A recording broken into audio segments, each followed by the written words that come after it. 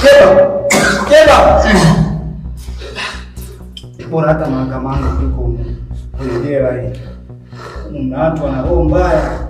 Mungu ifanye mimi nitoke haraka tu. Sitakafa.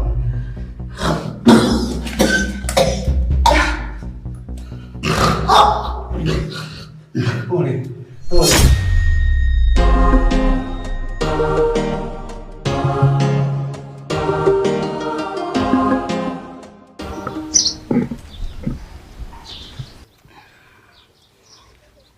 Joto, jua linawaka, ndio utafikia mvua ijanyesha.